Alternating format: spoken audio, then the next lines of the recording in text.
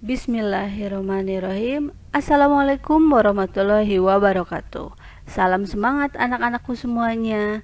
Semoga selalu dalam keadaan sehat walafiat, tidak kurang satu apapun. Tetap semangat belajar dan disiplin meskipun dalam masa karantina COVID-19 ini. Selalu taati protokol kesehatan, rajin cuci tangan, jaga jarak, dan selalu memakai masker jika keluar rumah atau berada di tempat umum. Selamat datang di kelas online bersama Ibu Susanti Amalia, panggil saja Ibu Susan. Dalam kesempatan kali ini, Ibu akan memberikan mata pelajaran keamanan pangan yaitu sanitasi, hygiene, dan keselamatan kerja khusus untuk jurusan Tata Boga di Sekolah Menengah Kejuruan kelas 10. Nah, materi kali ini adalah tentang sanitasi atau dalam bahasa Inggris disebut dengan sanitation. Apa itu sanitasi? Di sini sudah ada beberapa gambar yang mewakili apa itu sanitasi. Mungkin bisa memberi kalian gambaran sedikit tentang apa itu sanitasi. Untuk lebih jelasnya, yuk kita bahas. Berbicara tentang sanitasi tidak terlepas dari yang namanya kebersihan. Jika kita melihat gambar yang ada pada layar, apa yang ada dalam benak kalian? Kotor, ya.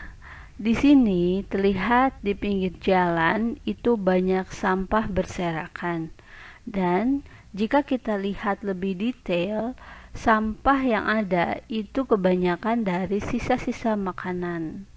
Ya, ditambah dengan sampah plastik, box dari kayu dan sebagainya. Dan tahukah kamu bahwa pada tahun 2018 Indonesia menempati posisi kedua sebagai produsen sampah makanan terbesar di dunia setelah Arab Saudi. Bisa dibayangkan kita adalah produsen. Produsen itu adalah penghasil sampah makanan yang terbesar itu pada tahun 2018. Sekarang udah 2020. Kebayangkan mungkin posisinya bisa berubah, mungkin pertama sekarang. Karena jika kita menyadari hobi kita itu adalah makan, karena makan adalah kebutuhan wajib yang harus dipenuhi setiap harinya. Ketika kita jalan-jalan, pasti kita mencari makanan ya, atau biasa disebut dengan wisata kuliner. Nah, sampah itu tidak hanya diproduksi oleh kalangan rumahan, tapi para pedagang, restoran itu juga ikut memproduksi sampah. Nah, kalau misalkan di gambar ini jarang kalian lihat, nah bagaimana dengan gambar selanjutnya? Ini pasti sangat familiar ya, atau sering kalian lihat. Nah, ini juga salah satu produsen dari sampah yang banyak ini di Indonesia. Nah, sekarang apa yang akan terjadi jika lingkungan kita tidak bersih dan sehat? Seperti sekarang ini. Ini adalah mungkin yang pernah mencari tahu tentang mengapa terjadi COVID-19. Itu karena awalnya itu datangnya dari pasar ya, yaitu pasar makanan hewan yang ekstrim di Cina, di mana di sana menjual berbagai macam hewan-hewan yang untuk dikonsumsi seperti ular, kelelawar, kodok, dan lain sebagainya. Karena pasarnya itu tidak bersih dan hewan-hewan itu tercampur semuanya, baik darahnya ataupun bekas-bekas potongan-potongan sembelihan. Nah, itu menyebabkan bakteri yang kemudian menjadi suatu virus yang sekarang sedang mewabah di seluruh dunia, atau ya virus corona ini. Di sini terlihat ada artikel berita yaitu pada tahun 2019 dikejutkan dengan kasus baru berupa kasus infeksi pada paru yang telah teridentifikasi penyebabnya yaitu infeksi baru atau novel coronavirus COVID-19 berasal dari kota Wuhan, Provinsi Hubei, Cina. Nah, itu adalah bukti nyata kalau misalkan kita tidak menjaga sanitasi dengan benar. Oke, jika kita melihat dalam gambar ini adalah gambar sampah yang menumpuk. Nah, sampah itu terdiri dari sisa makanan dan kemasan-kemasan. Kita bisa lihat di sini sisa makanan atau kemasan plastik atau dari kertas itu jika menumpuk menjadi sampah sehingga kotor dan bau. Nah, bagaimana kalau misalkan sudah menjadi sampah kotor dan bau? Akan banyak hewan-hewan, serangga khususnya pencinta yang kotor-kotor seperti lalat, tikus, kecoa yang akan memakan sampah-sampah ini. Nah, jika lalat, tikus dan kecoa itu ke rumah-rumah penduduk, maka mereka akan menyebarkan bakteri-bakteri yang menimbulkan penyakit. Penyakit yang paling umum yaitu adalah diare. Ya. Nah, bagaimana cara mencegahnya? Mencegahnya yaitu kita harus melakukan sanitasi. Jadi, apa itu sanitasi? Menurut WHO atau World Health Organization, sanitasi adalah suatu usaha untuk mengawasi beberapa faktor lingkungan fisik yang mempengaruhi kepada manusia, terutama pada hal-hal yang memiliki efek merusak perkembangan fisik, kesehatan, dan kelangsungan hidup. Jadi, sanitasi ini berada hubungannya dengan faktor lingkungan fisik, yaitu kebersihan di lingkungan. Salah satunya ya, berpengaruh terhadap manusia yang memiliki efek merusak perkembangan fisik. Kenapa kalau misalkan sanitasi tidak benar bisa merusak perkembangan fisik? Kita tahu ada yang namanya stunting. Stunting itu adalah tumbuh kembang yang tidak sempurna terhadap anak. Nah, itu disebabkan karena lingkungan yang kurang sehat sehingga anak itu tidak bagus perkembangannya dan menjadi stunting. Selanjutnya kesehatan ya, kalau misalkan sanitasinya tidak baik, banyak penyakit yang bisa datang kepada tubuh manusia dan mempengaruhi kelangsungan hidup. Kalau misalkan sakit tidak bisa bertahan, maka akan menimbulkan banyak kematian. Nah, dengan kata lain, sanitasi merupakan usaha pencegahan penyakit yang menitik beratkan pada usaha kesehatan lingkungan hidup manusia. Nah, bagaimana cara nyata kita untuk melakukan sanitasi? Mari kita mulai dengan diri kita sendiri. Contohnya adalah tangan kita itu bisa menimbulkan berbagai penyakit kalau misalkan kotor.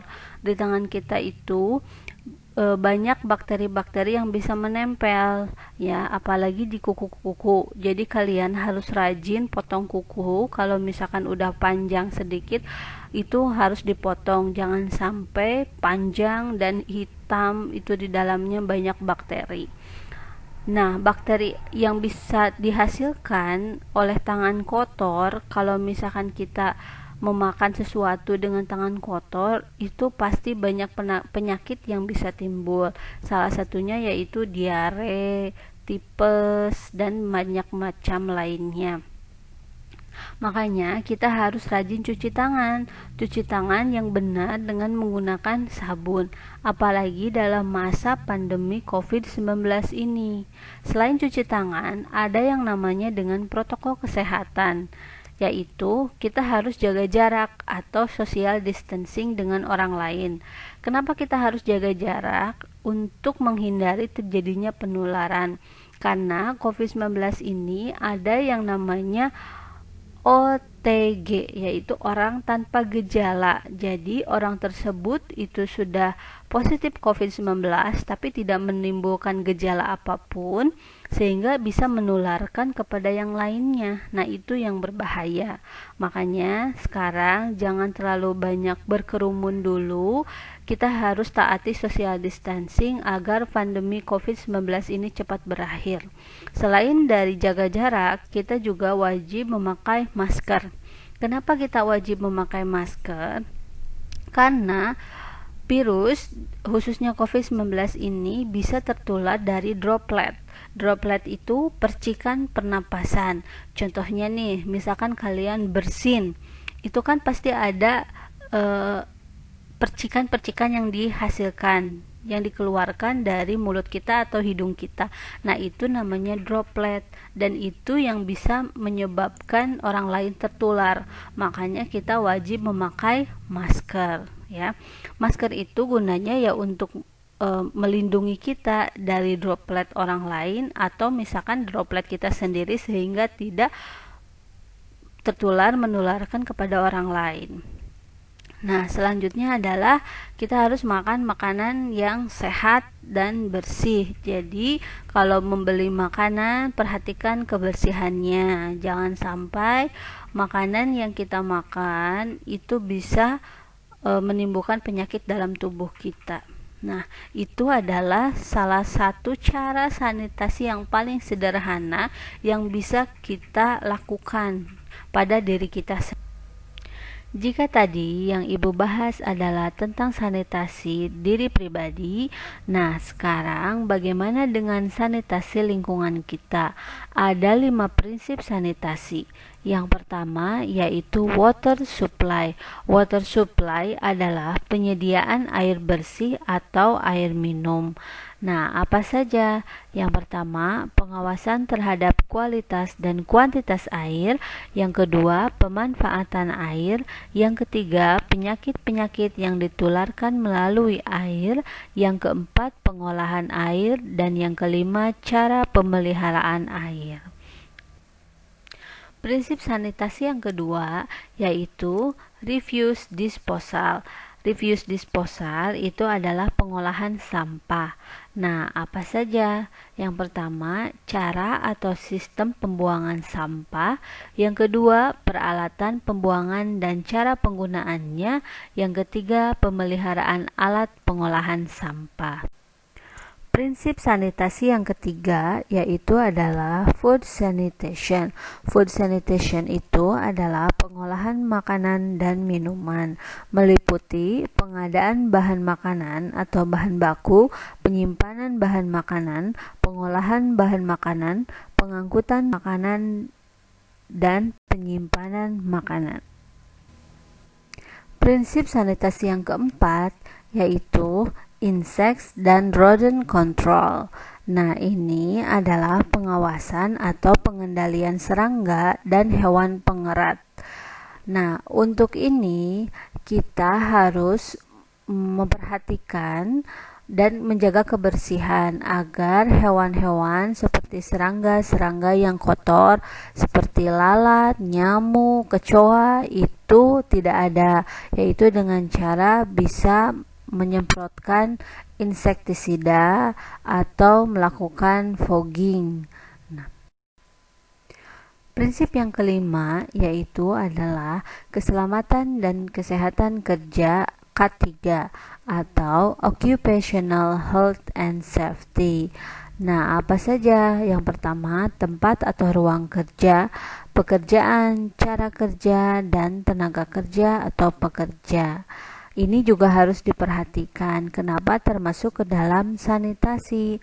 Ibu kasih contoh, misalkan ruang kerja kita itu kotor, apalagi kita ruang kerja masak, ya, yaitu di dapur. Kalau misalkan chef itu di dapur, banyak misalkan sisa-sisa makanan. Nah, itu kan bisa menyebabkan bakteri-bakteri menyebar sehingga makanan tidak higienis. Jadi harus diperhatikan sanitasinya. Juga pekerjaannya. Kalau misalkan pekerjaannya sebagai koki, memakai baju yang benar, memakai topi koki, memakai celemek agar kita baju kita tidak kotor. Nah, selanjutnya itu cara kerja. Cara kerjanya harus benar. Misalkan kalau untuk dunia memasak, kita tidak boleh mendekatkan kompor dengan air, karena itu kan bisa mematikan apinya, atau misalkan minyak dengan air. Nah, itu kita harus tahu penempatannya yang benar. Lalu tenaga kerja atau pekerja itu juga harus diperhatikan ketika kita mempekerjakan orang lain, dan itu juga harus diperhatikan kebersihannya, ketelatenannya dalam membersihkan tempat kerja kita. Untuk pertemuan kali ini, Ibu tidak menjelaskan secara rinci tentang 5 prinsip yang tadi Ibu sebutkan. Nah, sebelum itu, Ibu ingin mengetahui apakah kamu bisa memberikan contoh nyata yang bisa dilakukan sesuai dengan 5 prinsip sanitasi tersebut.